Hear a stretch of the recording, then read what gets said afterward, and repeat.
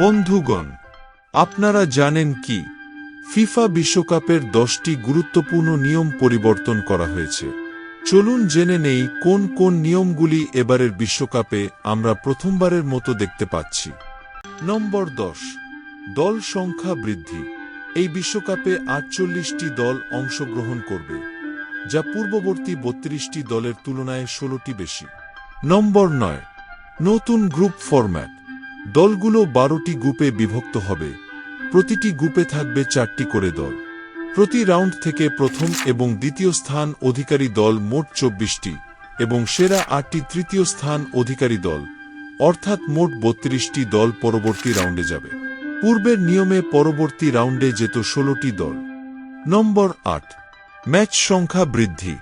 মোট ম্যাচ সংখ্যা পূর্বে ছিল 64টি, কিন্তু তা এখন বেড়ে দাঁড়াবে 104টি, যা বিশ্বকাপ ইতিহাসে সর্বোচ্চ সংখ্যক ম্যাচের রেকর্ড।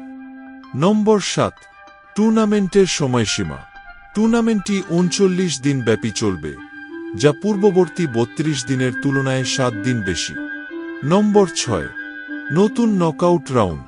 পূর্বে দ্বিতীয় রাউন্ড থেকে নকআউট রাউন্ড শুরু হতো, অর্থাৎ দ্বিতীয় রাউন্ড থেকে 16টি দলের মধ্যে একটি খেলাতে হারলেই সে দলটি বাদ পড়ে যেত।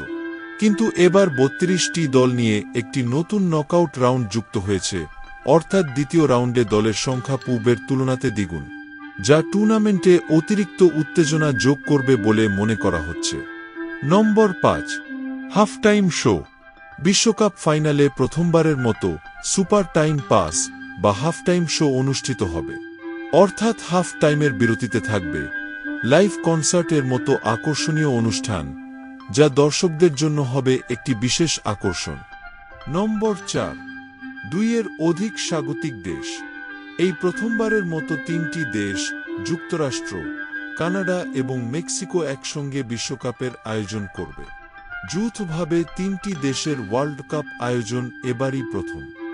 নম্বর 3, ক্লাবে খেলোয়াড়দের রিলিজ সময়সীমা।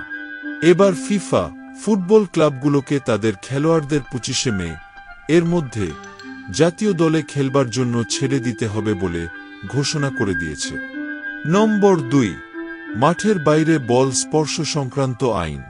বল মাঠের বাইরে গেলে সাবস্টিটিউট খেলোয়াড় বা কোচ যদি এমনকি ভুল করেও সে বল স্পর্শ করে, তাহলে এবার ইয়েলো বা রেড কার্ড নয়, বিপক্ষকে দেয়া হবে ইনডাইরেক্ট ফ্রিকিক।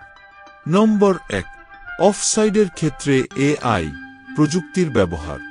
এবারের বিশ্বকাপে অফসাইড ধরবার ক্ষেত্রে এআই বা আর্টিফিশিয়াল ইন্টেলিজেন্সের সাহায্য নেওয়া হবে, যাকে সেমি অটোমেটেড অফসাইড সিস্টেমও বলা হয়ে থাকে।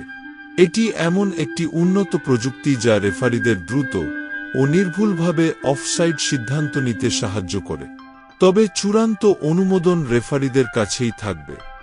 এজন্য একে সেমি অটোমেটেড বলা হয়, কারণ থার্ড রেফারি বা ভার্চুয়াল রেফারি রিপ্লে দেখে যে সিদ্ধান্তই জানাক না কেন, রেফারির সিদ্ধান্ত হল আসল এবং চূড়ান্ত। আসন্ন বিশ্বকাপ সংক্রান্ত আরও অনেক নতুন নতুন রুল এবং সর্বশেষ খবর জানতে সাবস্ক্রাইব করে আমাদের সাথেই থাকুন। ভিডিওটি দেখবার জন্য সকলকে ধন্যবাদ।